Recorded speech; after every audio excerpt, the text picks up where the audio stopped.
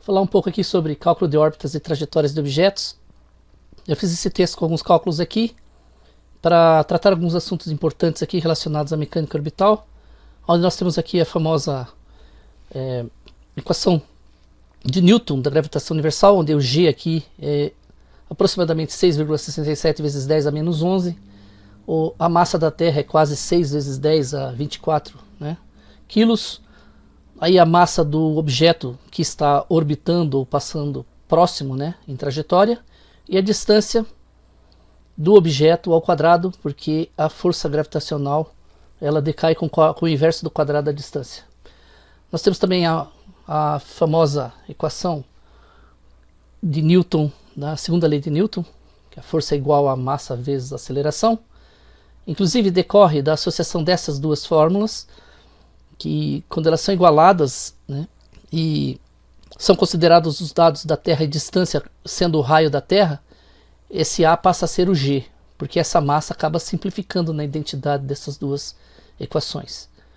Então, a aceleração gravitacional G é cerca de G maiúsculo, que é a constante da gravitação universal, vezes a massa da Terra sobre o raio da Terra ao quadrado. Isso dá aproximadamente 9,8 metros por segundo ao quadrado. Então, colocando 2 em 1, não está mencionando aqui, teremos 4 soluções distintas para um objeto de massa m orbitando outro de massa m maior. No caso, digamos a Terra como m menor, e o Sol como m maior, ou a Lua como m menor, a Terra como m maior. Sempre o m maior vai ser a massa maior. Então nós temos 4 possibilidades: órbitas circulares e elípticas, que são estados ligados. Por que eles chamados ligados? Porque a energia que esse corpo terá não é suficiente para que ele escape do corpo maior, portanto ele fica em órbita. E nós temos trajetórias parabólicas e hiperbólicas, que é quando o objeto M transita apenas uma vez, vindo do infinito, passa, é desviado pela massa maior M e mais volta para o infinito. Então, antes de deduzir a equação que rege essas soluções, as 4 soluções, vejam como são as coordenadas polares a partir de coordenadas cartesianas, x, y, ou também chamado sistema retangular. Coordenadas aqui, no caso, bidimensionais, onde nós temos a componente aqui x, xp do ponto P, e a coordenada yp nas coordenadas retangulares ou cartesianas.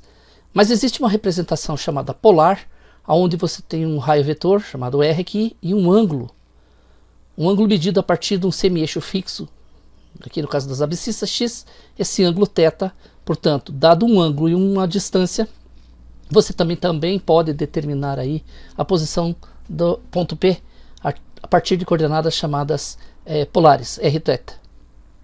Bom, é nítido aqui que esse triângulo é retângulo, portanto, como diz o grande sábio Felipe Neto, ele não sabe para que serve o teorema de Pitágoras. Aqui tem um uso.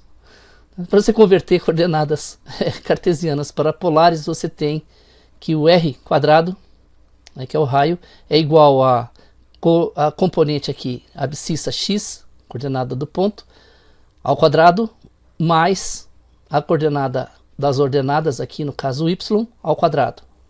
Pitágoras. Bom, decorre aqui também o seguinte: considerando um vetor R chapéu em física quer dizer um vetor unitário, ou seja, um vetor que tem essa medida em uma unidade, a intensidade do vetor. Esse vetor tendo a mesma angulação, vamos supor que esse ângulo aqui, θ, então as componentes dele serão, já que o R é 1, vai ser cosseno θ, porque esse aqui é o ângulo, o lado adjacente, cateto adjacente é o ângulo θ, e aqui é o cateto oposto ao ângulo θ, portanto é o seno. Isso aqui é da trigonometria básica, portanto você pode representar o vetor R chapéu, que é o vetor unitário, como R vezes cosseno de θ, vindo daqui, R vezes cosseno de θ, vezes I chapéu, onde o I chapéu é um vetor unitário na direção x, e o J chapéu é um vetor unitário na direção das ordenadas y. R seno θ, portanto, vezes o vetor unitário J, Isso aqui é uma equação vetorial, uma soma vetorial que resulta exatamente nessa mesma equação do Teorema de Pitágoras, uma vez que você tem R igual ao x igual a R cosseno θ, y igual a R seno θ. E continuando aqui, pegando aquela fórmula 2 aqui, que é F igual a MA, nós temos o seguinte: podemos decompor as componentes f e x, então f de x e f de y, né, f de x e f de y, decompor a força do sistema de atração na partícula m, né? Vamos chamar de partícula, objeto, né? Ou como se fosse a Terra ou qualquer outro elemento orbitante. No caso, podemos considerar a Terra em relação ao Sol. Vamos sempre aqui mais puxar a questão de Terra em relação ao Sol. Então aqui nós temos, só por uma conveniência para facilitar o entendimento, nós temos aqui que a massa vezes a aceleração, só que a aceleração, para quem estuda cálculo sabe que a aceleração é a derivada da velocidade em relação ao tempo. Mas a própria velocidade é a derivada do espaço em relação ao tempo. Isso aqui é velocidade no tempo, é a aceleração, mesmo para quem não sabe derivada. E a derivada de x em relação ao tempo, né? O espaço em relação ao tempo é o espaço no tempo, é velocidade.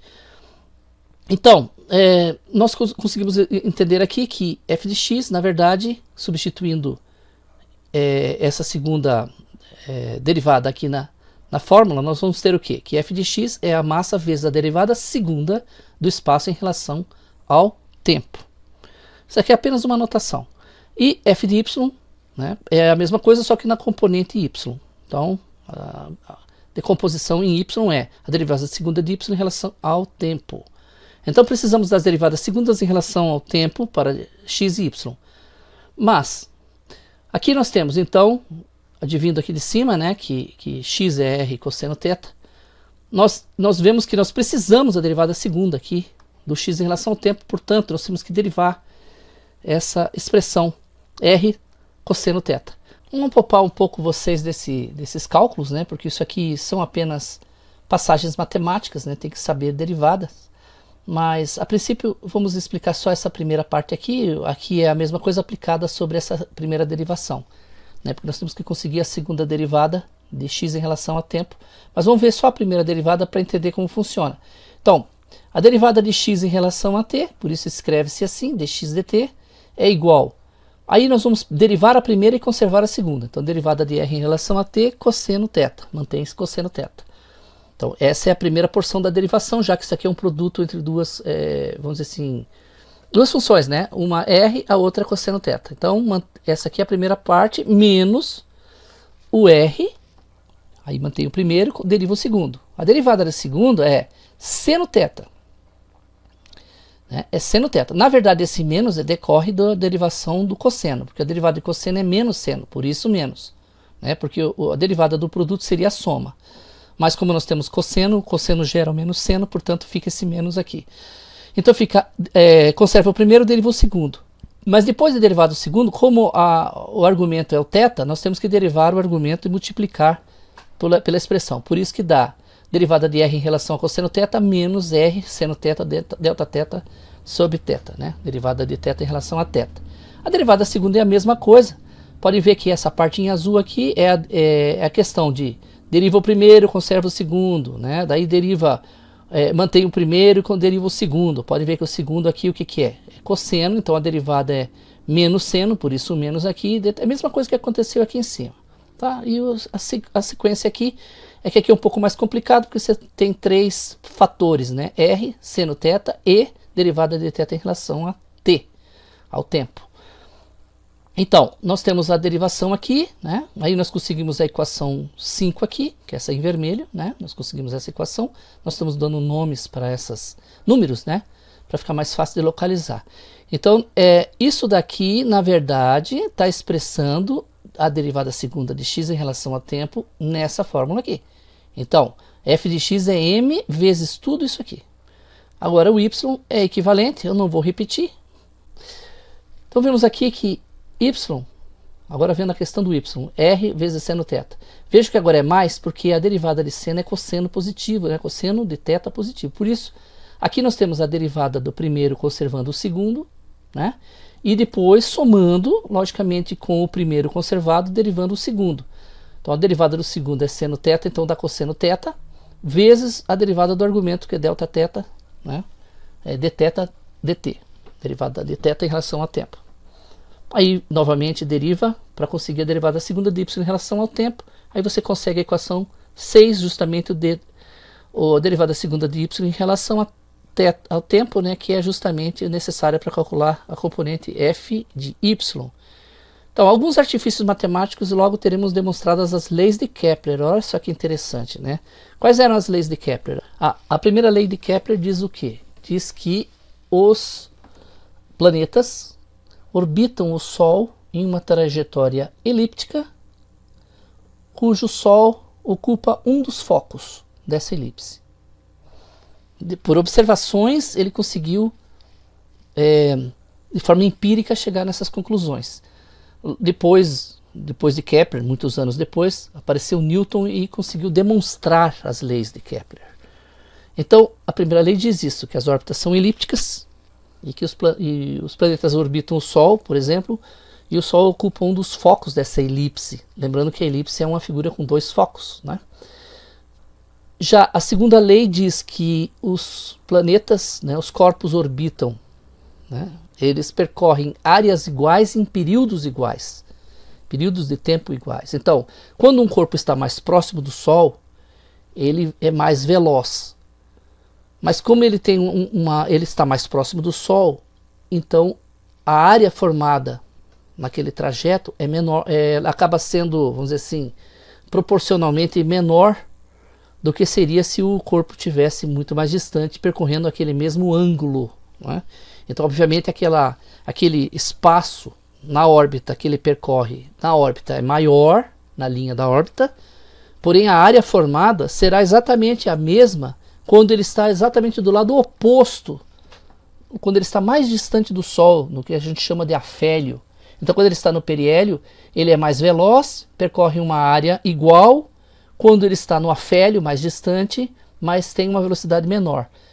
Ele está mais distante, mas o triângulo, vamos imaginar assim, formado das duas posições, acaba sendo um triângulo mais alongado, justamente por ele estar mais longe. Conclusão, a área acaba sendo igual quando ele está mais próximo do Sol. Então, aqui no caso é só uma explicação ligeira. E a terceira lei de Kepler diz que a questão dos períodos, né? Que o período ao quadrado do tempo está para o raio da órbita, o raio médio da órbita ao cubo. Então existe uma proporção, uma proporção entre o período, que é o tempo que o corpo leva para orbitar, por exemplo, o Sol, e o raio médio da órbita, não é do planeta, é o raio, a distância do planeta até o Sol. A distância média, no caso da Terra, é em torno de 150 milhões de quilômetros, o que comumente é chamado de unidade astronômica, né? Então, aqui, pegando os resultados da equação 5 multiplicando por cosseno θ e a equação 6 multiplicada por seno θ e somando os resultados, temos. Então, lembrando lá da equação 5, né? Multiplicando por cosseno, a equação 5. A equação 5 é toda essa equação aqui, multiplicada por cosseno θ. E a equação 6 que está aqui em cima, toda multiplicada por seno θ.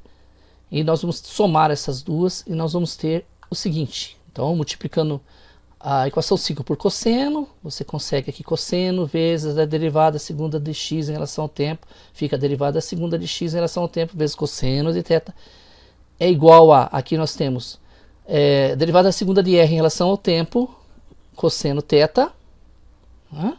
Multiplicado por cosseno θ, por isso dá o cosseno ao quadrado de θ.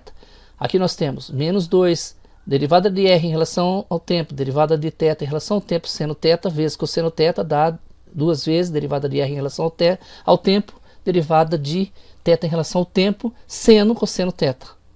Algumas relações interessantes estão surgindo aqui. Por isso, a aplicação dos artifícios. A matemática não é puramente cálculo, achar ou chutar, não tem nada disso. Também é uma arte de visualizar aonde você quer chegar com esses cálculos. Por isso, os artifícios matemáticos. Isso explica os artifícios, né?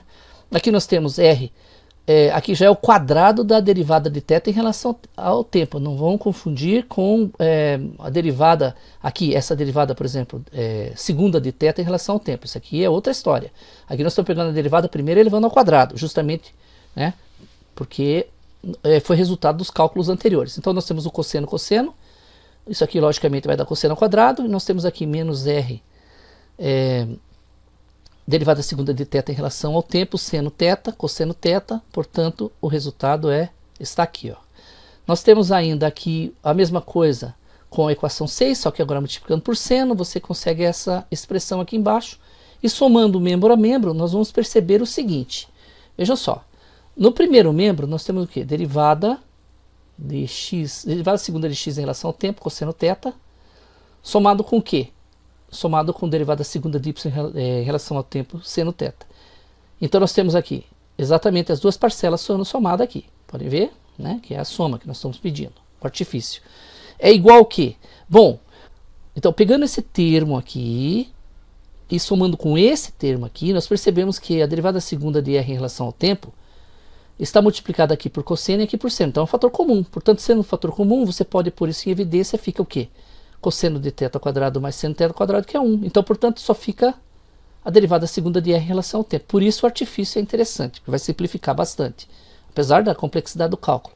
Aqui nós temos a derivada, então, de r em relação ao tempo, a derivada de θ em relação ao tempo, seno de θ, cosseno θ, que vem daqui, ó, dessa porção aqui. Vamos olhar embaixo, porque lá em cima confunde. Essa porção aqui, somada com essa porção aqui, pode ver que é menos com mais. Como é a mesma coisa, obviamente isso corta. Portanto, isso dá zero. Olha que bacana esse artifício matemático. Daí nós vamos pegar a próxima porção, que é aqui, essa porção aqui, né? Nessa aqui, né? Então, menos r derivada de θ em relação ao tempo ao quadrado, vezes cosseno ao quadrado de θ, vai ser somado com menos r derivada. A mesma coisa, só que com seno. Então, você pode ver que aqui é menos com menos. Obviamente, isso não vai cancelar. Isso vai somar. Então você percebe que esse termo também é comum e fica novamente cosseno ao quadrado mais seno ao quadrado de θ. E, portanto, isso também dá 1. Fica essa porção aqui, sobrando só essa porção aqui. Só essa menos r derivada de θ em relação ao tempo ao quadrado. E, obviamente, o último termo aqui, né? Vocês estão vendo que o último termo, que é seno cosseno, né, vai cancelar com esse termo aqui, porque é menos com mais e é exatamente a mesma coisa, então eles se cancelam. Então, disso tudo aqui, vai sobrar exatamente só essas porções que estão aqui em preto aqui, né? Então, vocês estão vendo aqui a derivada segunda de r em relação ao tempo, menos r que multiplica a derivada de θ em relação ao tempo ao quadrado. Então, está aqui a expressão que nós vamos chamar de 7.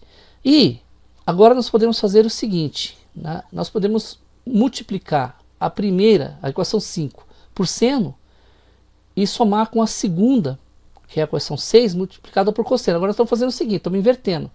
Multiplicando a 5 por seno, que antes tínhamos multiplicado por cosseno, e multiplicando a 6 por cosseno, que antes havíamos multiplicado por seno. Então você vai pegar essa equação aqui, vai multiplicar por seno, vai obter, eu não vou passar novamente tudo, porque já ficou meio evidente. E vocês vão ver que vão ter as mesmas simplificações, conduzindo a um resultado um pouquinho diferente, mas também com muita simplicidade. Então nós temos aqui que o resultado final da equação 5 multiplicado por seno menos a equação 6 multiplicada por cosseno vai dar exatamente esse resultado, né, que é menos 2 vezes a derivada de r em relação ao tempo, derivada de θ em relação ao tempo, menos r derivada segunda de θ em relação ao tempo.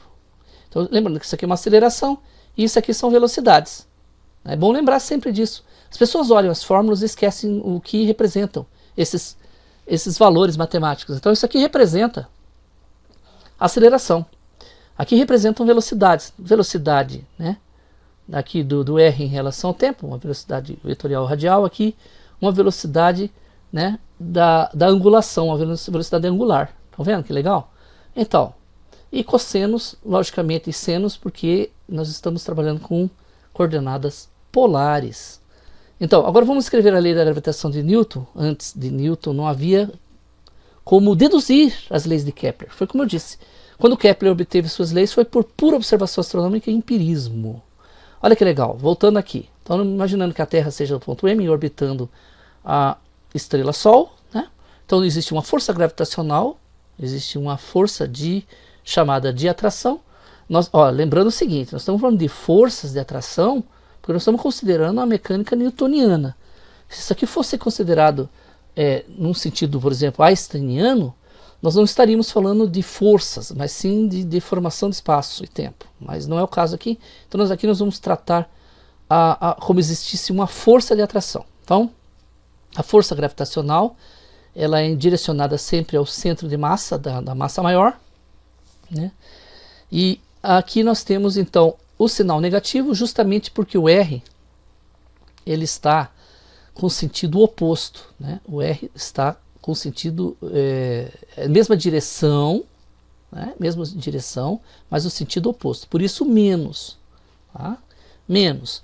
A G, que é a constante de gravitação, a massa do Sol, por exemplo, a massa da Terra, sobre o raio, né? No caso aqui não é o raio da órbita, né? O raio da órbita do planeta em questão em relação ao Sol, vezes o vetor unitário R chapéu, porque a força é, vamos dizer assim, uma grandeza física vetorial. Não vamos entrar aqui no mérito do que é vetorial escalar, mas vocês podem dar uma estudadinha aí no que vem a ser, né? Você sabe que o escalar é apenas uma grandeza. No caso, vetores têm são três, vamos dizer, quantidades na mesma variável, né? Que é a quantidade de intensidade, que é o tamanho, que seria como escalar, o módulo de um vetor é sempre como escalar, né?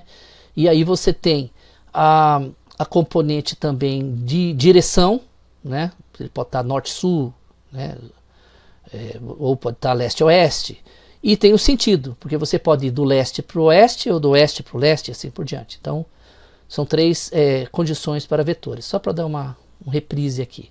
Então nós temos aqui a componente então fx menos a componente, olha só, menos aqui porque veio da fórmula, né?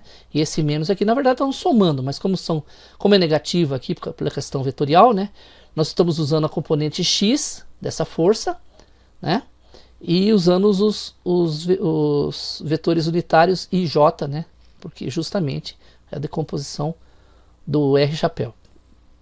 Então, agora, para uma questão de simplicidade, como esse numerador é uma constante, isso aqui é uma constante, né? Não muda. A constante da gravitacional, a constante universal, né? Da gravitação G, a massa do Sol, a massa da Terra. Então nós temos aqui, para um efeito, né? Claro que a massa do Sol, com o passar do tempo, ela vai acabar diminuindo, né? Tem muita matéria sendo expulsa, mas isso é desprezível numa escala pequena de tempo. Pequena é milhões de anos, tá?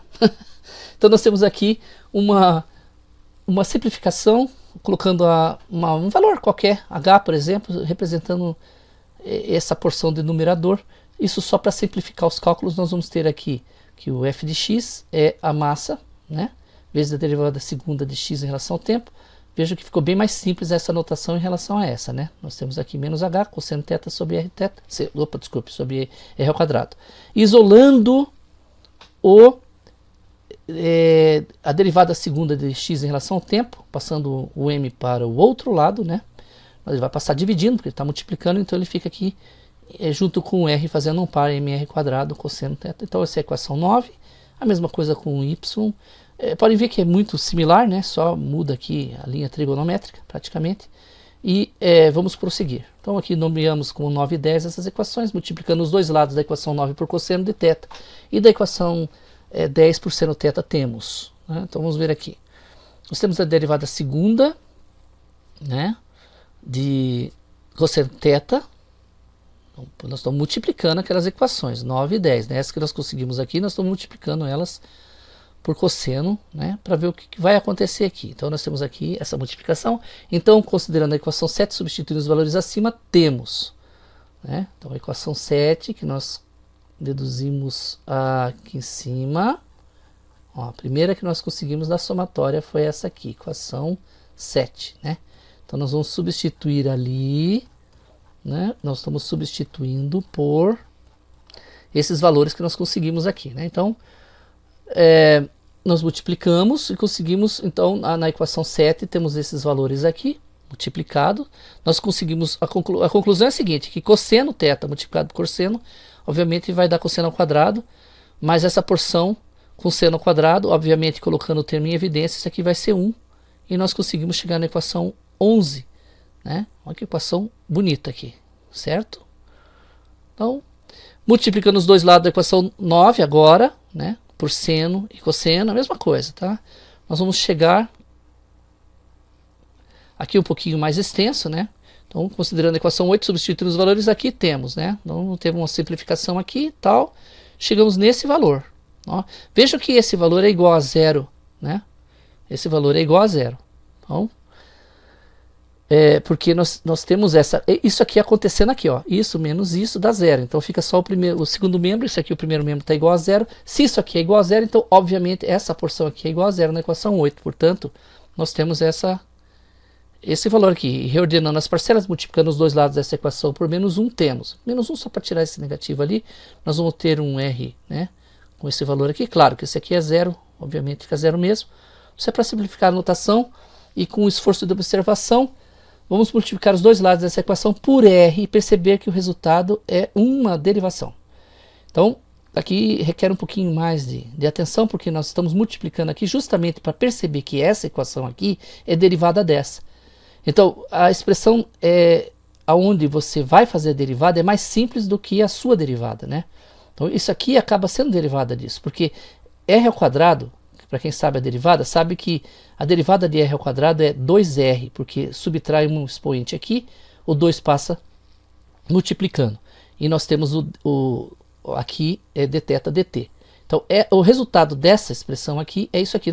O mérito aqui não é tanto pelo cálculo, tá, pessoal? Só para mostrar rapidamente para vocês como chegar no que interessa.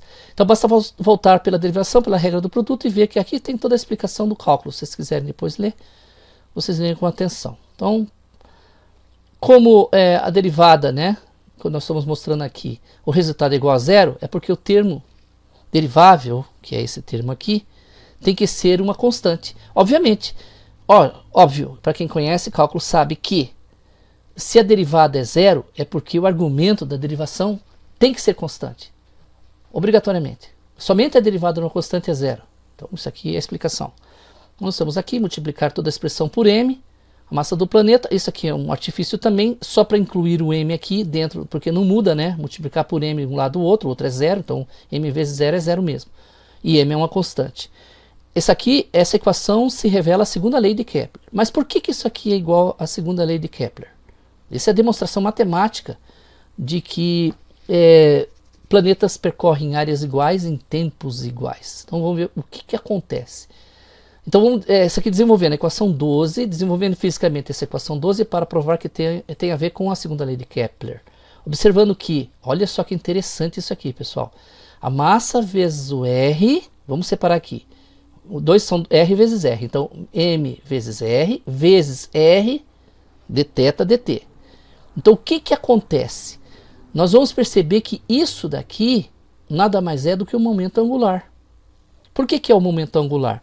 Como eu falei, se vocês compuserem isso daqui, vocês vão perceber que um R dθ dt é igual a ômega R. Ômega, para quem não lembra na física, é velocidade angular. Então sobra um R, não sobra? Portanto, esse momento linear, que é representado pela letra P, é multiplicado pelo R, né? Isso aqui é o momento linear, tá? Por favor, momento linear, representado por P, né? Multiplicado por R, isso aqui é uma multiplicação vetorial, cuidado, aqui não é um produto normal, não é um produto de escalares, isso aqui é um produto vetorial. Vocês vão perceber que o L vai ficar, o L também vai ser um vetor, porque ele é um momento angular, ele vai estar direcionado para cima, perpendicular ao plano formado pelas componentes do momento linear e o raio, né? O raio. Então, muito interessante. Nós podemos concluir então que a fórmula 12 na verdade é um momento angular sobre mr ao quadrado. Muito legal, né? Dθ aqui, ó, veja só. Dθ dt é L sobre mr ao quadrado. E o que tem a ver esse momento angular? Aí alguns perguntam, mas o que é esse momento angular? Só fazendo um parênteses aqui. Então vocês lembram de uma bailarina, quando ela está... Uma bailarina numa pista de gelo mesmo, que é até mais fácil de ver isso. Quando ela começa a girar com os braços abertos, a velocidade de rotação dela, a velocidade angular dela é menor. Quando ela aproxima os braços do corpo, a velocidade dela aumenta bastante. Isso acontece pelo seguinte, justamente porque a massa fica mais próxima do centro, então diminui o raio, tem que ter uma compensação para manter a energia do sistema. Então, por isso que a velocidade aumenta. É por isso que a velocidade aumenta. Isso é fisicamente e facilmente demonstrável. Isso é um momento angular. Muito interessante, né? Então aqui nós temos a interpretação, olha só. Se vocês pegarem duas posições do planeta, mas duas posições muito próximas, tão próximas que a linha que liga essas duas posições praticamente é a posição da órbita. Isso aqui levado ao extremo, vamos dizer, tendendo a zero essa distância, não sendo zero, mas tendendo a zero. Questão de aulas de limite, para quem não lembra de matemática, né? Felipe Neto, que acha que também limite não deve servir para nada, assim como o Teorema de Pitágoras, tem que sentar a bunda lá novamente na escola e aprender. Então aqui nós temos o seguinte, quando essa distância tende a zero, ela não vai ser zero. Limite é isso. A tendência a zero não significa que vai ser zero. Então, quando isso aqui for muito pequeno, essa linha aqui vai ser a órbita, nesse trecho muito pequeno. Por isso que essa representação de dA aqui é infinitésima, é uma área minúscula. Então, como essa distância é muito pequena, os dois vetores de raio não mudam. Tem que lembrar também, há que se lembrar que essa órbita aqui não é necessariamente circular. Então esse raio não é constante. Numa elipse o raio não é constante. Na circunferência sim.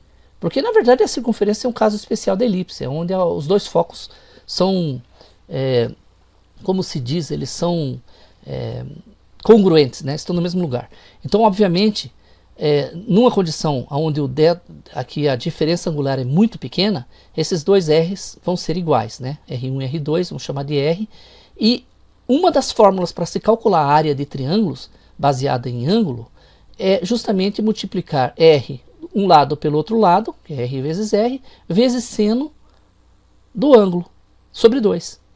Só que acontece o seguinte, como esse ângulo é muito pequeno, também é demonstrável matematicamente que o seno de um ângulo muito pequeno é igual ao próprio ângulo. Então resulta exatamente nessa fórmula aqui. Então um corpo percorre uma órbita qualquer em um instante infinitesimal dt, né? Por isso que é chamado infinitesimal, não é zero, mas é muito próximo, tende a zero, percorre um ângulo dθ, certo? E varre uma área dA. Eles chamam isso aqui também velocidade areolar, né? É uma coisa meio estranha, né?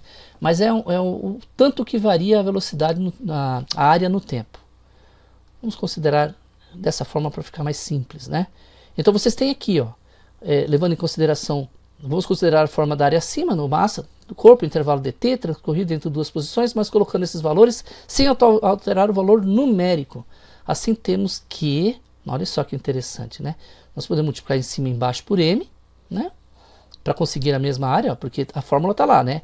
R ao quadrado dθ 2, ó, R ao quadrado dθ 2, por isso as cores aqui são importantes. Derivando, aqui, colocando o dt, nós vamos ter que colocar dt dos dois lados, multiplicando por m em cima e embaixo, só para que vocês vejam que isso aqui é o momento angular, né? Olha aqui, ó, L, momento angular, sobre 2m, né?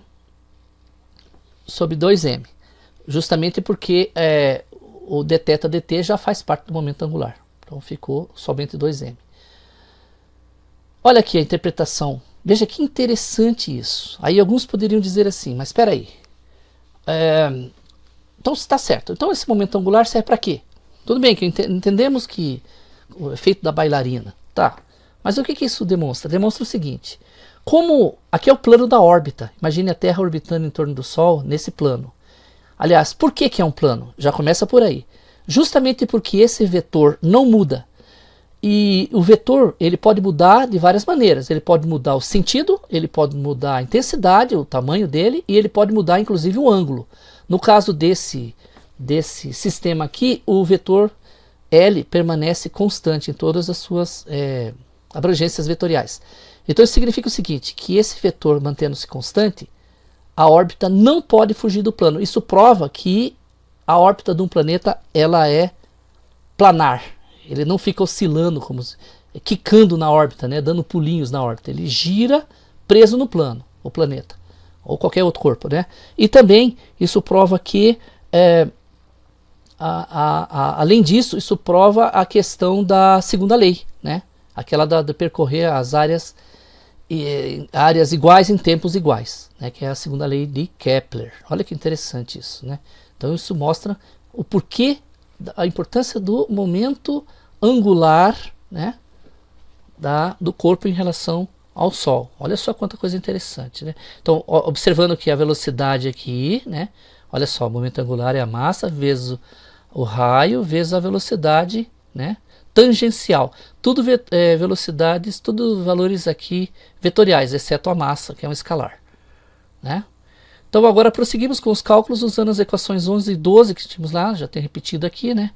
Então eu não vou passar por muitos cálculos aqui, porque senão fica muito extenso isso aqui, mas essas simplificações, isolando os termos, aí você vai chegando nos resultados aqui, até que é necessário integrar dr dt, né, para conseguir uma equação que vai estar, vamos ver aqui, só um pouquinho, aqui está essa integral.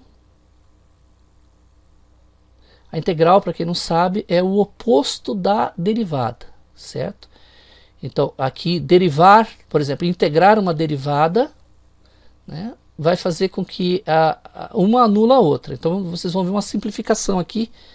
E C é uma decorrência do cálculo integral. É como eu disse, eu não vou entrar em detalhes aqui, senão vai ficar bem extenso e até não vai explicar, vai mais confundir. Quem quiser entender bem a fundo isso aqui, vai ter que estudar cálculo integral e diferencial, cálculo derivadas, né, e assim por diante. Mas nós vamos, no final das contas, vamos chegar naquilo que se chama equação diferencial de primeira ordem, cuja solução não é tão complexa não, até é bastante simples. Normalmente as soluções de equações diferenciais são meio porreta para achar, meio complicado, mas aqui está tranquilo. Então nós vamos ter o seguinte, estamos fazendo vários cálculos aqui, nós chegamos à conclusão, isolando aquele C, esse C é necessário. Eu vou dar só uma palhinha aqui com relação à integral, porque essa integral é indefinida, e toda integral indefinida que não tem limites de integração, ela promove a geração de um C depois da integração. Essa C chama constante de integração, integral indefinida. E aqui neste caso, depois de feitas as operações isolado C, nós vamos perceber uma coisa extremamente interessante daquela equação integrada lá. Nós vamos ver duas porções aqui, uma em azul e outra em vermelho. E essas duas porções são extremamente interessantes. Por quê? Porque isso daqui, olha, pode ver que isso aqui é uma variação de R em relação a tempo. Então isso é uma velocidade. Uma velocidade aqui, né, multiplicada por uma massa, dividido por 2. Então começando a perceber que isso aqui é uma energia cinética.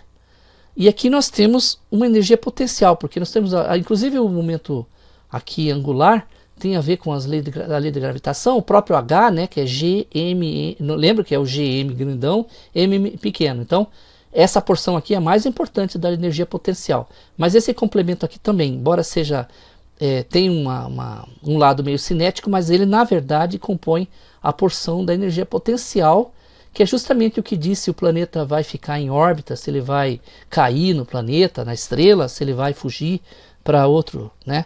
Vai fugir do sistema solar. Isso tudo determina-se, por exemplo, a energia potencial aqui vai determinar, né, também a energia cinética, né, nessa soma.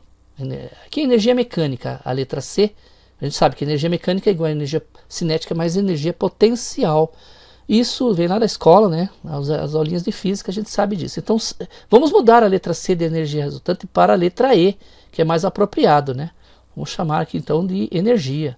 Então, dependendo da energia, um corpo pode fugir ou não de um outro, vamos dizer assim, da órbita, né? Ele pode sair da órbita. Se a velocidade dele aumentar, ele vai ter uma velocidade de escape. É o que acontece, por exemplo, quando o Apolo estava em órbita ainda do planeta Terra. Antes de sair da órbita do planeta Terra, estava em uma órbita chamada estado ligado em torno do planeta Terra. Assim que o motor do terceiro estágio foi religado, porque ele, quando entra em órbita, ele ainda consome um pouco dos propelentes, né? Depois que ele consome um pouco, ainda sobra um restante de propelente para impulsionar o sistema Apolo, né, para a Lua.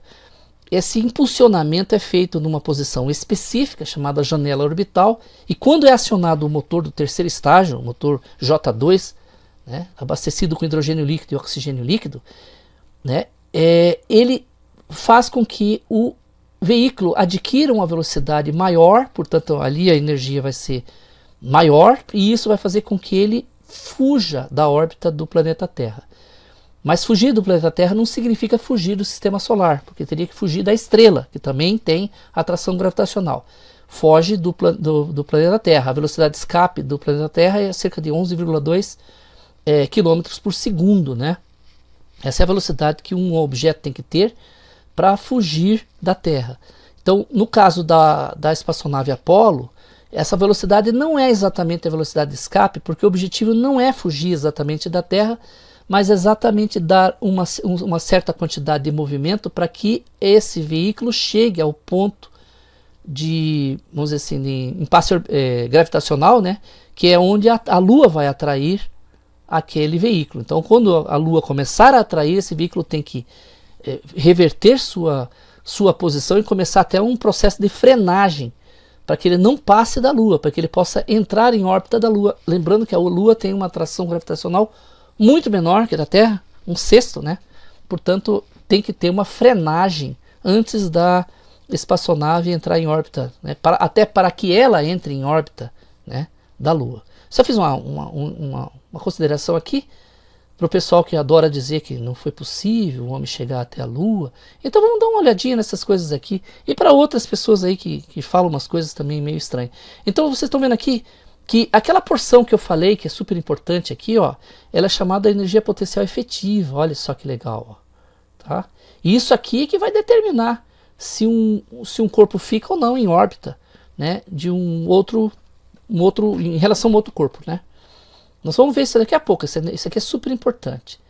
Então aqui, de acordo com essa equação aqui, vamos ver então o que decorre dessa equação potencial. Olha só, considerando o Sol como a massa m, né? E aqui um gráfico cartesiano da energia potencial efetiva, que é revelada por essa fórmula aqui. Olha que leva em conta o momento angular, a massa da Terra, a massa do Sol, a constante gravitacional de Newton, né? E o raio aqui é o raio médio do planeta, né? Em relação ou a distância do corpo em relação ao Sol. E nós temos algumas possibilidades. Veja que, de acordo com o R e de acordo com a energia potencial resultante do R, então aqui nas abscissas nós temos os valores de R, né?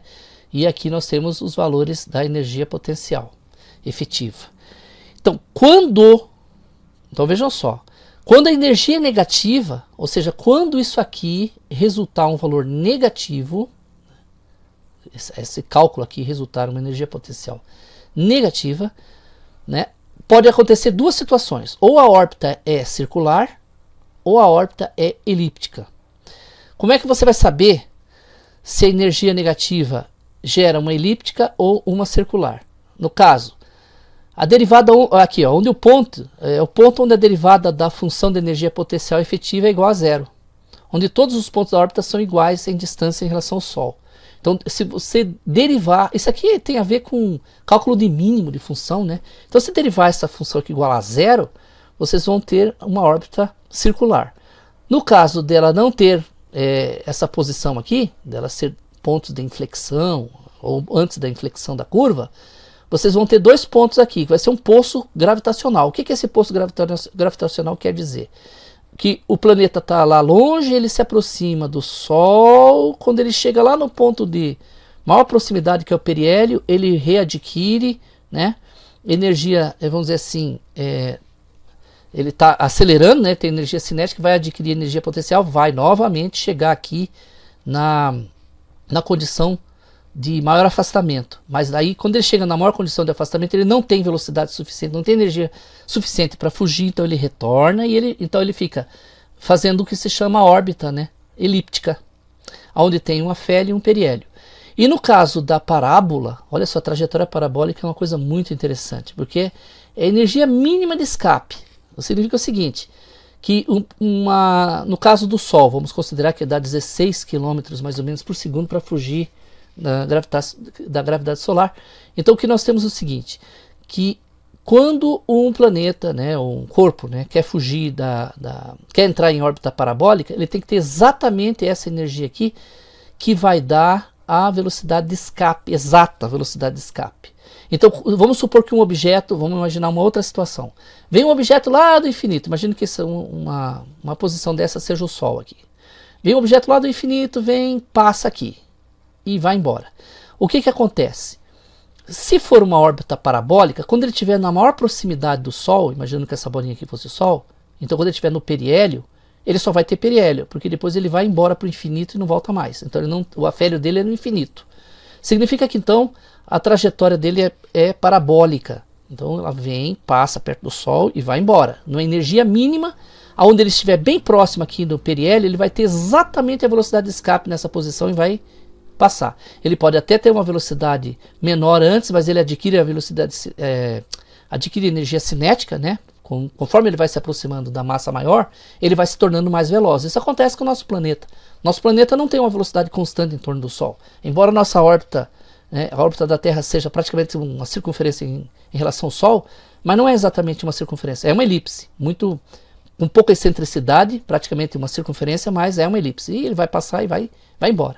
No caso de uma trajetória hiperbólica, a coisa também é energia positiva. Então vocês vão vendo que aqui, ó, a energia sendo zero, né, energia sendo zero. Cuidado para não confundir aqui. Aqui a energia negativa, a derivada daquela função potencial é que é zero, para dar tangente, né? Que quem sabe, estuda cálculo, sabe que a derivada, a taxa de variação, né, a linha da taxa de variação é a tangente no ponto da curva. Então, aqui no caso da tangente sendo zero, né, obviamente é a derivada da função, mas a energia é negativa. Aqui também é energia negativa.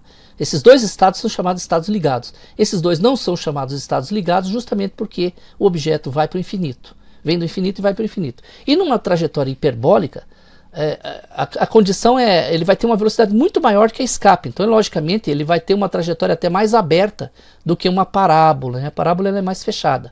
Uma hipérbole é mais aberta. É o que ocorre, por exemplo, com a luz, quando se aproxima de uma estrela como o Sol. No eclipse de 29 de maio de 1919, que constatou a teoria da relatividade de Einstein, a luz fez um desvio. Mas como a luz tem uma velocidade absurdamente alta, né, extremamente alta, até dá para fazer esse cálculo, né, mesmo considerando as condições newtonianas, claro que se comete erros em se fazendo isso, mas os erros não tiram a validade da conclusão. A conclusão é que a trajetória é hiperbólica, tanto em Newton como com a teoria de Einstein. Então, existe uma curva causada pelo campo gravitacional na luz. Só que a luz, como tem uma velocidade enorme, uma energia cinética tremenda, é óbvio que ela vai ter pouco desvio, então ela vai ter uma trajetória praticamente retilínea, com pouquíssimo desvio, décimos de graus, né? E, logicamente, numa trajetória hiperbólica, também só com periélio, né? O afélio no infinito. Então veja que interessante, olha, continuando aqui com os cálculos segundo a última equação deduzida da energia, né, que nós fizemos lá, que é a energia cinética mais energia potencial, vamos multiplicar toda essa equação por 2 sobre m, né, para chegar a alguns resultados aqui interessantes também. Então, até para simplificar a equação mais, vamos dividir toda essa equação por a derivada de θ, desculpa, em relação ao tempo ao quadrado, né? Só que logicamente, se você mudar aqui, você pode substituir a derivada de θ dt por L sobre mr ao quadrado. E que é o mesmo que multiplicar, né, isso aqui, se você multiplicar, dividir, significa multiplicar pelo inverso disso. Então, invertendo isso e elevando ao quadrado vai dar isso. Pode fazer a continha aí. mr ao quadrado vai dar m ao quadrado r4, tá aqui. E L fica no denominador com ao quadrado, porque dividir por uma razão é o mesmo que multiplicar pelo seu inverso. Isso aí é matemática básica, trivialíssimo, né? Então, vamos aqui chegar nessas equações. Veja que interessante, nós vamos ter algumas simplificações aqui, né? Umas simplificações bacanas aqui, ó, massa cortando aqui, a segunda tal, dividindo tudo por r a quarta também, mais um artifício, porque vai ser gerada aqui uma equação que é interessante dividir por r a quarta para poder chegar nas conclusões, né, da solução que nós precisamos, tá? Então aqui nós vamos pegar essa equação da energia, lembrando que isso partiu tudo daquela equação importantíssima que nós chegamos lá. Então a solução de uma equação diferencial que satisfaz r θ, aqui que é a questão, aqui que é o pulo do gato, né? Então, assim, para não ficar complexo, tem algumas substituições de variáveis aqui, tá? Nós temos aqui 1 sobre r, ó, porque depois que nós dividimos por r a quarta, né, nós chegamos nessa equação aqui, e nós estamos percebendo que tem muita questão de 1 sobre r, aqui é 1 sobre r ao quadrado e tal. Então, para quem não gosta de frações, vamos substituir 1 sobre r por u. Né? Mas claro que como nós estamos com uma diferencial aqui, com um derivada, nós temos que calcular também o du, né, em relação ao u, né, que é a derivada de u, em relação aqui a r. E aí nós temos essa condição aqui, que é 1 sobre r ao quadrado dr. E dividindo ambos os lados por dθ, nós vamos ter essa conclusão. Nota que o módulo desse vetor é igual ao que existe em azul, né? Então o módulo é o que importa, né? Dentro dos parênteses. Na última equação deduzida, como o valor lá é elevado ao quadrado, o sinal negativo encontrado não faz muita diferença, né? Vocês estão vendo que aqui tem um negativo, mas se elevar ao quadrado isso já era, porque nós realmente vamos elevar ao quadrado aqui. Estão vendo aqui, ó, du dθ, tá aqui, ó, eleva ao quadrado, então pouco importa o sinal negativo. E nós caímos nessa equação. Ó, veja que o 1 sobre r ao quadrado é u ao quadrado, ó. Aqui, 2hm sobre L ao quadrado r, fica 2h sobre L2u. Veja como fica bem mais simples, substituindo somente por essa variável aqui, né? E é muito trivial perceber que as últimas duas parcelas dessa equação podem ser completadas no quadrado. Como assim completadas no quadrado? Você pode buscar um produto notável, ao estilo, por exemplo, a menos b ao quadrado. Lembra do a menos b ao quadrado, a mais b ao quadraado, a menos b mais a vezes a mais b. Esses são os produtos notáveis, né? Então vocês podem procurar, veja que interessante, como aqui nós temos uma porção do produto notável. Veja que interessante, ó, u ao quadrado, nós temos um 2 aqui que multiplica um termo, e o segundo, o primeiro, ó, o quadrado do primeiro está aqui, o primeiro está aqui. Então, duas vezes, né, o primeiro pelo segundo. Então, o segundo é esse cara aqui, h sobre L, né? Então, vocês estão vendo que o b aqui é justamente aquilo ali, para completar o quadrado.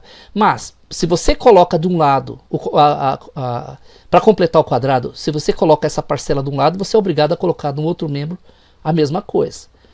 Aí você vai ter, porque não altera, né? Se você somar dos dois lados, o importante é manter o equilíbrio, né?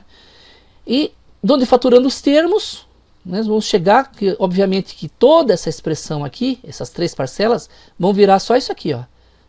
Primeiro e o segundo elevado ao quadrado. Pode fazer a conta, o quadrado do primeiro, duas vezes o primeiro, pode ser esse aqui vezes o segundo, como é menos, então fica menos duas vezes hm sobre L ao quadrado vezes u, mais o quadrado do segundo, que é o hm sobre L ao quadrado, que está aqui, ó, quadrado do segundo. Ótimo. Vamos colocar em evidência, então, esse termo no primeiro membro dessa equação, porque aqui, ó, nós temos isso, nós podemos colocar isso em evidência e fazer algumas traquinagens matemáticas, né? Aí nós chegamos a essa conclusão aqui, né, colocando em evidência o termo aqui, podem ver que isso aqui é exatamente isso com esse termo em evidência. Aqui nós temos a repetição apenas, e agora vamos definir um termo extremamente importante para nossas análises, né? Porque essa porção que foi deixada aqui, que foi multiplicada em evidência, exatamente essa porção aqui, se nós tirarmos a raiz quadrada disso, nós vamos ter que isso aqui é a excentricidade. O que é a excentricidade de uma órbita, de um planeta, né? A excentricidade, ela existe não apenas em trajetórias estado ligado, que são elipses e círculos, né? Órbitas circulares e elípticas. Não. A excentricidade ela também é válida para parábolas e tem a excentricidade da hipérbole. No caso da parábola, a excentricidade é sempre 1, é igual a 1. No caso da hipérbole, né, nós vamos ter um cálculo também de excentricidade. No caso da elipse, também as elipses ficam bem achatadas quando a excentricidade é muito alta, né? Conforme a excentricidade vai caindo e vai tendendo ali ao valor zero, ela vai se aproximando de uma circunferência. A excentricidade de uma circunferência é zero porque a distância teórica entre os dois focos é zero justamente porque estão no mesmo lugar. Por isso que a excentricidade é zero. Lembrando que a excentricidade, além dessa fórmula aqui, na questão geométrica, a excentricidade, por exemplo, de uma elipse, é a relação entre a distância C e o semi-eixo maior A. Então, a distância C, vocês já vão ver aqui, é a distância do centro da elipse até um dos focos, né, em módulo. Se pegar essa distância e dividir pelo semi-eixo maior, que é vamos dizer assim, a metade do eixo maior da elipse, vocês vão ter a excentricidade da elipse, né? Então, só comentando aqui geometricamente algumas coisas que não estão aqui, né? Só para completar. E aqui nós vamos chegar então na equação 13, né? Aqui nós substituindo por justamente, se isso aqui é a raiz quadrada, é o epsilon aqui, que é a excentricidade, então, obviamente aqui está elevado ao quadrado, por isso que E ao quadrado, epsilon ao quadrado aqui, não é E, é epsilon. Uma letra grega aqui para representar a excentricidade. Alguns colocam a letra E mesmo como excentricidade, não tem problema não. Então, como o primeiro membro da equação só tem valores constantes, vamos chamar esse termo de, olha só, isso tudo aqui é uma constante. A excentricidade não muda na órbita. Não importa qual seja, não vai mudar.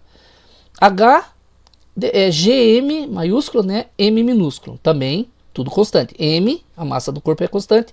Momento angular nem se fala, também tudo constante. Então, se tudo isso é uma constante, vamos chamar isso de J.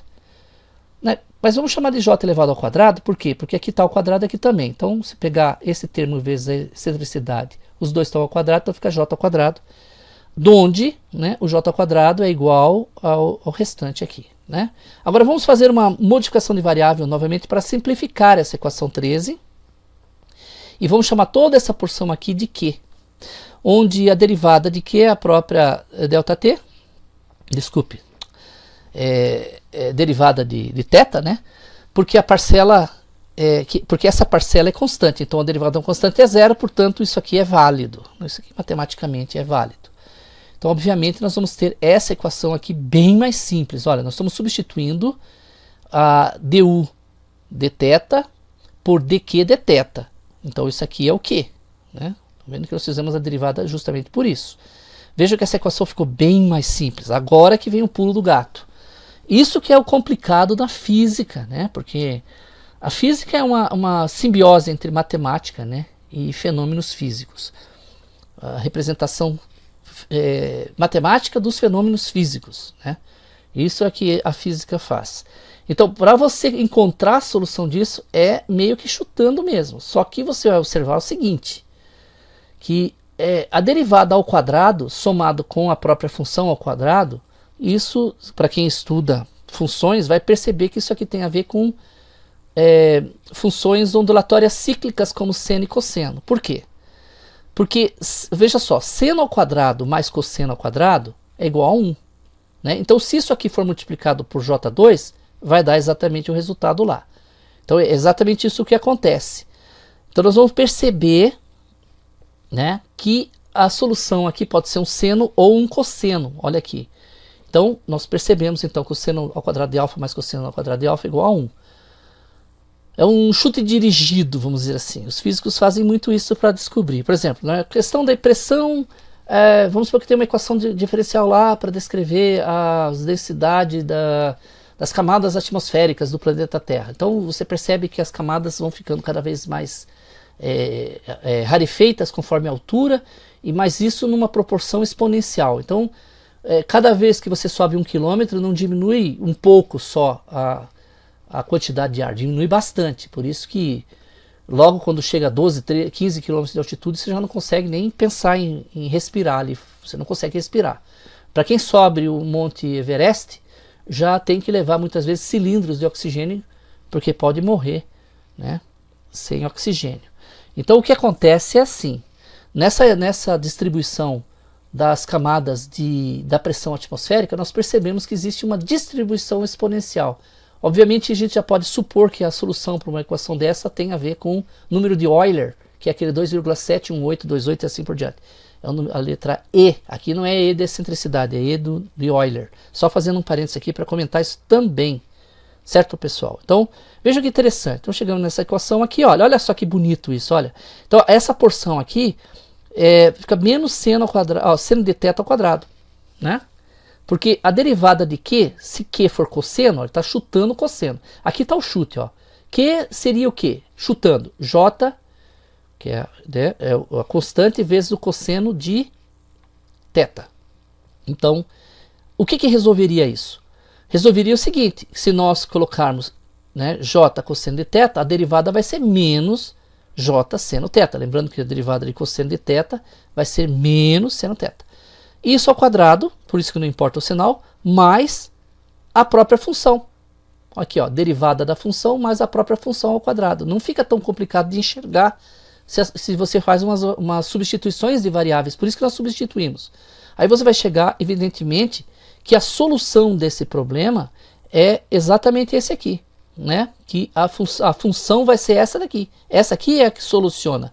Se essa é a função solução, nós vamos devolver essa solução voltando às substituições. Lembra que o Q é igual a U, né, menos HM sobre L2, e que o U, por sua vez, é o inverso de R.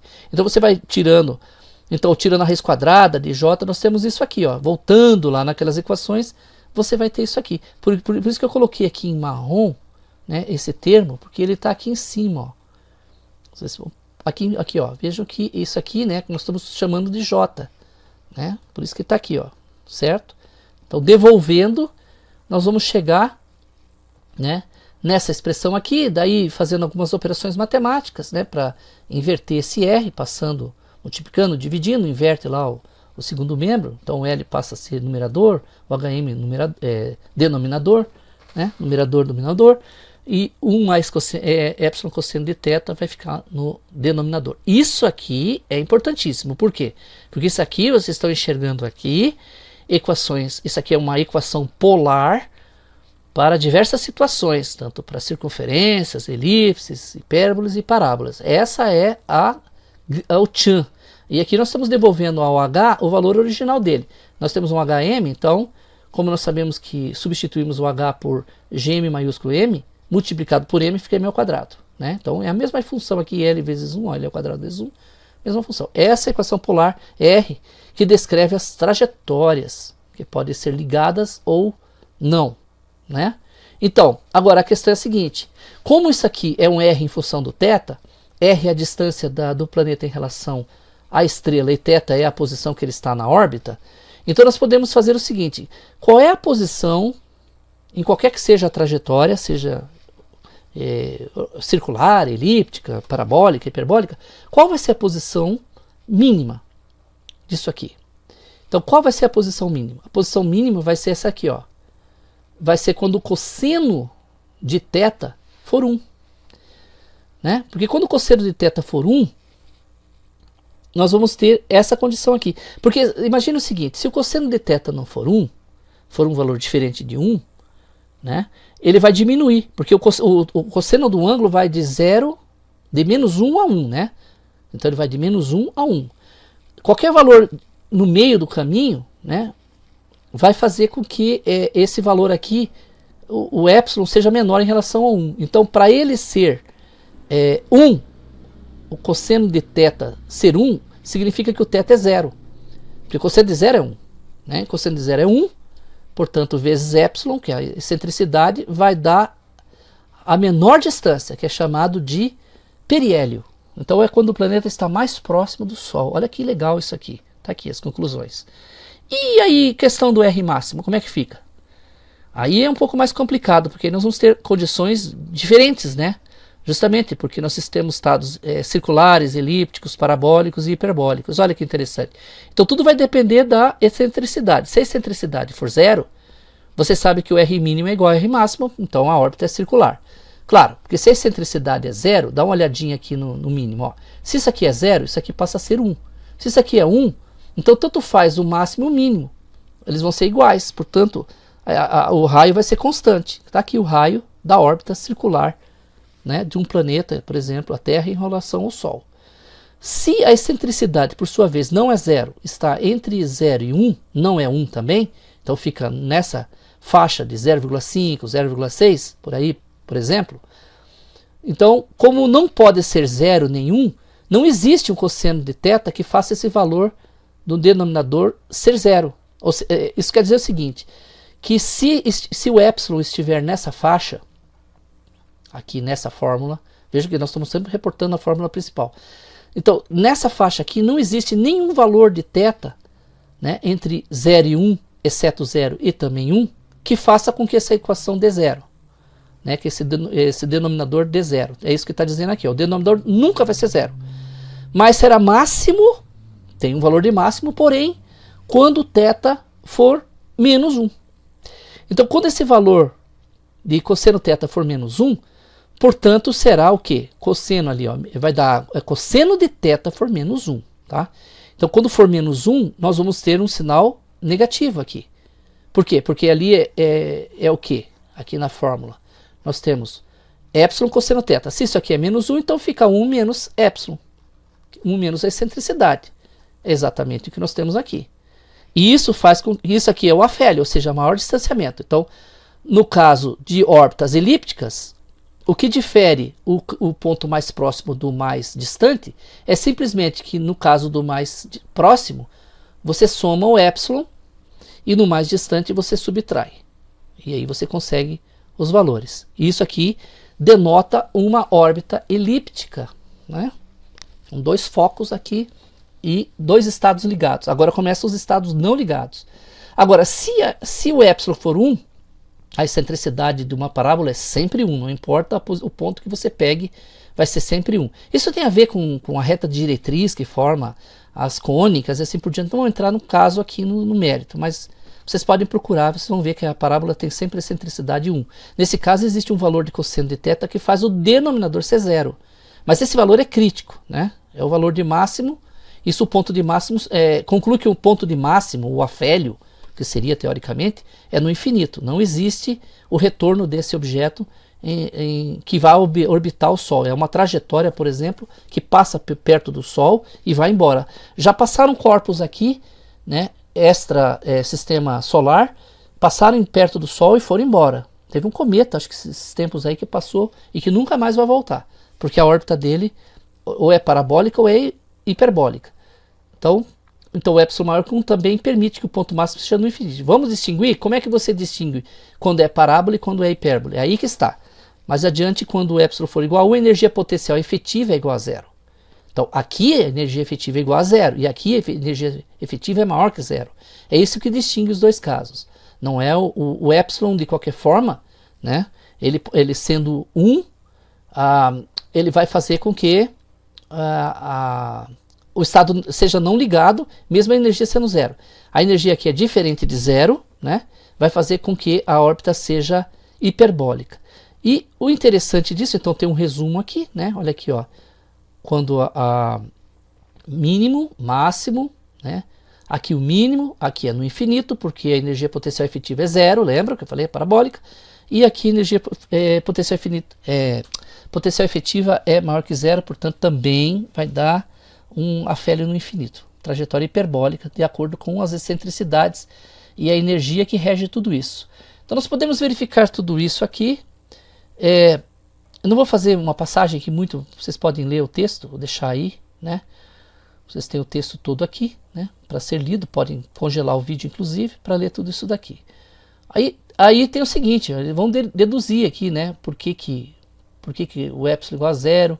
Então vai formar aqui uma circunferência, né? Tranquilamente, né? Bem fácil, bem trivial.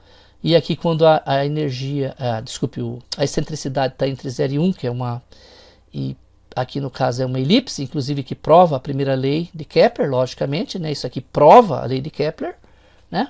Nós temos então que expressar, então nós vamos expressar esse valor aqui por uma constante, chegamos nessa conclusão aqui, porém vimos que R cosseno de θ é igual a x. Aqui nós estamos fazendo o seguinte, nós estamos pegando uma equação polar e devolvendo ela para um aspecto cartesiano, né, para saber se realmente é uma elipse. Isso aqui é só um exercício matemático, no sentido, aqui tem, inclusive tem que completar também quadrados, né? Vocês vão ver aqui. Então se vocês pegarem aqui, vocês fazendo esses cálculos todos, vocês vão chegar à conclusão, tá? Aqui na simplificação, chega aqui, ó. Veja aqui, chega nessa equação aqui, que eu estou replicando ela aqui, podemos encontrar então essa solução aqui, igual a 1, ou seja, com dois termos, olha só, x mais esse valor sobre esse valor ao quadrado, isso aqui é ao quadrado também, mais y ao quadrado mais esse zero, que nós já vamos ver por quê, sobre esse valor aqui. Então isso aqui é o valor A, que é o semi-eixo maior da elipse, aqui é o valor B, que é o semi-eixo menor da elipse, aqui nós temos o valor do centro da elipse, ó, que é no eixo das abscissas, e como nós consideramos sempre a linha principal, que é a linha do semi-eixo maior, o valor de y não muda, portanto o centro em y é zero, por isso que eu coloquei esse zero aqui. Então vocês encontram essa aqui que é a descrição, olha só que interessante, ó. Então esse valor aqui é o A da elipse, olha só. O A, que é esse ponto que liga aqui, considerado o C, né, que é esse valor, e o B, que é o semi-eixo menor. Então esse valor de A é o mesmo valor do semi-eixo da elipse. O semi-eixo é a metade da distância total aqui da elipse. Então essa distância A é o resultado também aqui do foco ligado à extremidade, né, onde se encontra o encontro do eixo menor com a elipse, né? Então esse é o valor de A, esse é o valor de B e aqui é o valor de C. Então reparem que C sobre A é a excentricidade que eu falei. E a relação, novamente, lembrando aqui, né, o grande filósofo, grande matemático Felipe Neto, né? Então vocês podem ver aqui que A ao quadrado mais B ao quadrado igual a C ao quadrado, e o foco, um dos focos é ocupado pelo Sol. É óbvio que a órbita da Terra não tem toda essa excentricidade, não é tão excêntrico assim. O que é excentricidade? É você ver uma coisa tão achatada. A órbita da Terra é praticamente uma circunferência, bem pouco excêntrica, Então, aqui nós temos então como calcular, né? Nós inclusive conseguimos verificar os valores de C e de tudo, ó, verificamos os valores todos aqui, ó, conseguimos conclusão, né? Verificações, aqui são só verificações, e aí mostra, né? Aqui no caso da excentricidade ser igual a 1, também usando a mesma equação 15 aqui, a mesma que nós usamos lá em cima, que chegamos aqui, naquela transformação que existe, né? Na equação 15 aqui, ó, ela vem aqui, ó, decorre aqui. Nesses passos preliminares da transformação de polar para cartesiano, nós chegamos nessa equação 15. E essa equação 15 ela pode ser tomada como base para estender a dedução para a questão da órbita, da trajetória parabólica. Então vocês vão ver que interessante, ó. Podemos que as cônicas, quando o epsilon é igual a 1, então esse termo aqui da equação 15 vira 1. Se ele é 1, aqui nós temos x ao quadrado e aqui também. Então x ao quadrado de um lado do outro corta. Por isso, simplificando, vocês vão ter só um termo em y ao quadrado na dependência de x. Horas. Isso, na verdade, é uma parábola. Para quem não fugiu da escola, como o Felipe Neto, óbvio que isso aqui é uma parábola. Então nós temos essa equaçãozinha aqui, né? Nós chegamos nessa conclusão, né, de que o x, né, olha que interessante isso daqui. Veja a parábola que é gerada, né? Então nós temos o R mínimo nessas condições, lembrando que quando o epsilon é zero, lembra? Então 1 mais epsilon é 1 mais 0 é 1, então multiplicando vai dar isso aqui mesmo. Então esse é o mínimo, esse é o valor mínimo, o máximo é no infinito. E aqui nós temos, portanto, o K sobre 2 como sendo esse ponto de periélio, né? Que é justamente o L2 sobre 2gm quadrado. Então esse valor aqui, ou esse valor aqui, tanto faz, é a distância do Sol até a proximidade máxima desse corpo que vem em trajetória parabólica, vem do infinito e vai para o infinito. Nesse ponto aqui, exatamente onde está o cursor, ele vai chegar com energia, né, suficiente para escapar, ou seja, a velocidade de escape, né, em relação, se for do Sol, é cerca de 16 km por segundo, né, corpo vindo do infinito e indo até o infinito. Olha que interessante, né, energia total é zero. Ó, 16,67 km por segundo, no caso, é a terceira velocidade cósmica. A primeira velocidade, a segunda velocidade cósmica é a velocidade de escape do nosso planeta, que é cerca de 11,2 km por segundo. A primeira velocidade cósmica é a velocidade de órbita em torno da Terra, que dá mais ou menos, ou praticamente 8 km por segundo, né? Então, hoje a estação espacial está lá 7,8, 7,7 km por segundo, né? Olha que coisa, hein? Então, agora, se o epsilon for maior que 1, então nós vamos pegar a partir da equação 16, você tem um pulinho aqui, deixa eu ver onde é que está, vamos voltar aqui, equação 16 está aqui. Daquela dedução da parábola, ou melhor dizendo aqui, da elipse, nós chegamos nessa equação aqui, pelas passagens. Então, tomando essa equação aqui, tem um macetinho aqui para conseguir transformar aquela elipse numa hipérbole. A questão é a seguinte, que no caso da hipérbole, esse sinal tem que ser negativo. Então, esse denominador, olha o truque que eu usei aqui. Esse denominador aqui é 1 menos epsilon ao quadrado. O que eu fiz? Coloquei menos 1 em evidência. Obviamente, colocando menos 1 em evidência, fica epsilon ao quadrado menos 1. Com menos na frente do parênteses. Então, está aqui, ó, menos. Então, e é menos aqui também e menos aqui também. Então, isso aqui faz com que apareçam esses sinais negativos aqui. Então, esse sinal negativo com esse aqui fica... Aqui é positivo e negativo, fica negativo. Aqui é negativo, aqui é positivo, fica negativo. Olha o negativo aparecendo na fórmula da hipérbole. Aqui também, né? Lógico, aqui nem precisa, porque aqui como é elevado ao quadrado não faz a menor diferença. Então, dividindo tudo por esse fator aqui, nós vamos ter uma sequência de cálculos, vai chegar na equação de uma hipérbole. A diferença da hipérbole para elipse é esse sinalzinho aqui. No caso da elipse é um sinal de mais, no caso da hipérbole é um sinal de menos. Então, fazendo as contas aqui, vocês vão ver, ó, a excentricidade também, como eu disse, ó, é C sobre A. Dividindo a hipotenusa sobre o cateto A aqui, nós vamos ter a excentricidade, essa excentricidade é aqui o C e aqui o A. Se dividir esse aqui por esse, percebam que a única diferença que existe entre esses dois é esse epsilon aqui. O denominador é igual, né? O numerador é igual. Então cancela, o que sobra? Em módulo, né? Porque não interessa, excentricidade é um valor geométrico, não importa o sinal. Então isso aqui dividido em módulo, vocês percebem que sobra apenas o epsilon, o que significa a excentricidade da nossa hipérbole. Então no caso da luz, por exemplo, sofrendo um desvio, né, em torno de uma estrela como o Sol, que provou a teoria da relatividade, nós temos aí as órbitas e trajetórias, né, para quem quer uma abordagem mais completa. É isso, pessoal. Obrigado. Ah, sim, deixa eu fazer uma ressalva aqui. Então, eu penso o seguinte, tem muitas pessoas que falam aqui de planetas como Nibiru, planetas, digamos, 4 vezes maior do que Júpiter. Vamos imaginar a situação. Júpiter, sendo gasoso, ele tem uma gravidade um pouco maior que a Terra. Embora ele seja um planeta muito grande, que teoricamente daria uma gravidade enorme, mas como ele é muito gasoso, a densidade dele é 5 vezes praticamente menor que a nossa. A Terra tem quase 5,5 toneladas por metro cúbico, né? No caso de Júpiter, ele tem cerca de 1,3 toneladas por metro cúbico. Veja que é quase um quinto, né?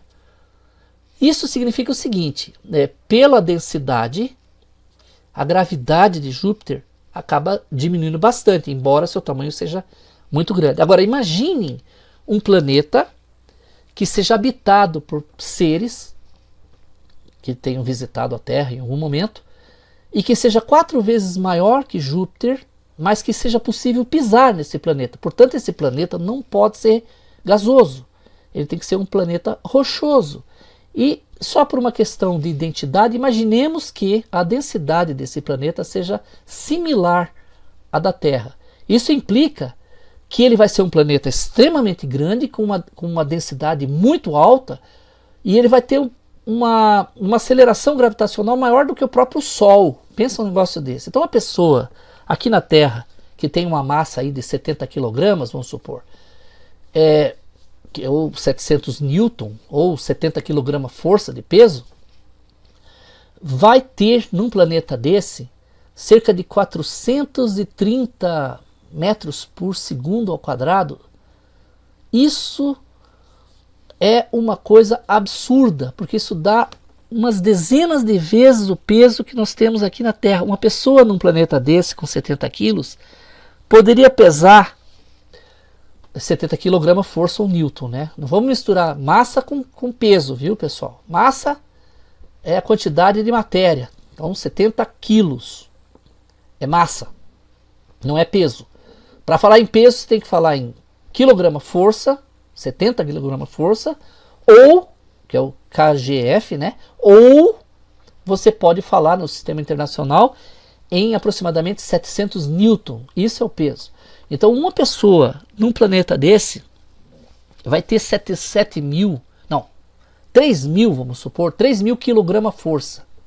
A massa da pessoa vai ser 70 quilos, mas o peso dela lá vai ser dezenas de vezes maior que aqui.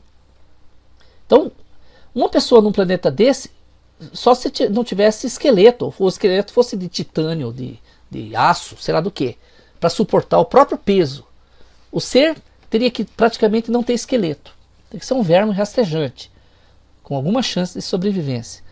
Não, fora esse problema, pessoal, da gravidade ser extremamente alta, para que um planeta desse estivesse de tempos em tempos nas vizinhanças de nosso planeta, ele teria que ter uma proximidade grande em relação a nós. Ou seja, digamos que ele esteja a uma unidade astronômica passando perto.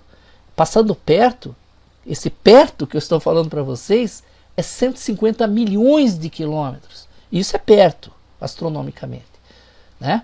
Então vamos supor que ele passasse a cerca de uma unidade astronômica para que esses seres pudessem, digamos, saírem desse planeta e vir até aqui. Então, eles teriam que esse planeta teria que passar nessas condições aqui próximo ao Sol. Nossa, isso bagunçaria. Provavelmente ele expulsaria o Júpiter da órbita, mexeria até com a posição do Sol. Isso aqui dá um rebuliço total aqui dentro, né? Mas vamos supor que ele passasse próximo. Vamos supor que a Terra está a uma unidade astronômica do Sol no seu periélio, e esse planeta Nibiru também tivesse a 2 unidades astronômicas no seu periélio e coincidisse os periélios dos 2 planetas. O que significa dizer que a distância entre os 2 planetas seria de 1 unidade astronômica, já que a Terra está a 1 unidade do Sol e esse planeta estaria a 2. Obviamente seria uma distância menor entre os 2 planetas, seria a menor distância entre eles, exatamente de 150 milhões de quilômetros, 1 unidade astronômica. Você sabe aonde seria o afélio desse planeta Nibiru? Eu vou dizer para vocês, ele estaria mais ou menos a 35 trilhões de quilômetros da nossa estrela. Ou seja, nós teríamos uma órbita tão elíptica, mas tão elíptica, que o planeta ficaria orbitando praticamente fora do sistema solar. Talvez até ele fosse capturado pela gravidade de outra estrela. Ele provavelmente seria expulso do nosso sistema planetário. E depois não é só isso, tem mais um agravante ainda. Como ele tem uma órbita um período muito grande, por que eu estou falando tudo isso? Porque quem disse que esse planeta existe, disse que esse se não me engano, do Afeganistão, não sei de que lugar aí, o cara que citou. Né? Depois também não é muito relevante, porque isso também não tem, isso é coisa de biruta mesmo, é nibiruta, né? Então, esse planeta, ele tem um período orbital de 3.600 anos, segundo essa pessoa. Por isso que ele tem essa distância toda. Se ele tivesse um período orbital bem mais curto, quem sabe até pudesse dizer que tem alguma consequência geométrica, né, física, né, descrição dessa órbita. Agora, esse planeta com esse período todo, de 3.600 anos terrestres, olha o tempo que leva para ele voltar. Ele vai parar na casa do chapéu, para não falar uma besteira pior. Tá? Então esse planeta vai ficar passando a maior parte do tempo dele longe do Sol. Longe do Sol. Então, ainda que ele não entrasse em reação, depois eu vou explicar por quê, ele ficaria 98%, 99% do tempo muito longe do Sol, a ponto da temperatura na superfície desse planeta estar abaixo de 250 graus negativos. Tá? Então ele poderia estar a 270, o que significa dizer que a porção de gás que teoricamente os seres respirariam, oxigênio, até nitrogênio, seja lá o que for, estaria na forma líquida ou até sólida. Alguns desses gases estariam na forma sólida, não é só a água, que pode ser vapor, que pode ser gelo, né, que pode ser, vamos dizer assim, água mesmo no estado líquido. A água tem os 3 estados facilmente detectáveis por nós, mas o oxigênio que nós respiramos e o próprio ar que nós temos à nossa volta também pode ser liquefeito. E ele também pode ser solidificado, mas com temperaturas extremamente baixas. Só que nesse caso, essas temperaturas seriam atingidas. Então, não teria ar para esses seres respirarem. Nem os fluidos corpóreos deles, sangue ou qualquer coisa, seria possível. Eles não conseguiriam reproduzir porque o esperma deles seria mais congelado do que, vamos supor aí, o que eu poderia dizer? Seria mais infértil do que o Lula com a namorada dele. Bom, mas enfim, nós teríamos uma condição onde o Sol não poderia aquecer esse planeta, certo? Isso é uma coisa terrível. Porque os únicos gases que conseguem suportar na forma gasosa a essas temperaturas chamadas criogênicas são o hidrogênio e o hélio. E o hidrogênio a 252 graus já vira líquido. E o único que sobra é o hélio. O que seres podem sobreviver a isso? A maior parte do tempo uma temperatura extremamente baixa. Agora vem um outro problema. Como esse planeta é extremamente grande e rochoso, ele tem uma gravidade absurdamente alta. Olha que o Sol tem uma gravidade em torno de 200 e poucos metros por segundo ao quadrado e já entra em reação de fusão nuclear. Os átomos se transformam, viram uma sopa de íons e você tem ali partículas, núcleos de hidrogênio virando núcleos de hélio, por isso que é chamado, né? Hélio é o nome substituto para o Sol, porque Hélio era o deus da Grécia, né? Que representa exatamente o Sol. Então, exatamente por isso que nós chamamos esse gás de hélio. O hidrogênio é transformado em hélio por processo de fusão. Isso gera uma temperatura absurdamente alta no núcleo do Sol, da ordem de 15 milhões de graus Celsius, né? Externamente, cerca de 6.000 graus na superfície, entre 5.500 e 6.000 graus na superfície do Sol. Esse planeta, provavelmente, pela gravidade extrema, também implodiria em si mesmo e se transformaria numa estrela, muito provavelmente. Era isso que eu queria falar, pessoal. Obrigado pela atenção.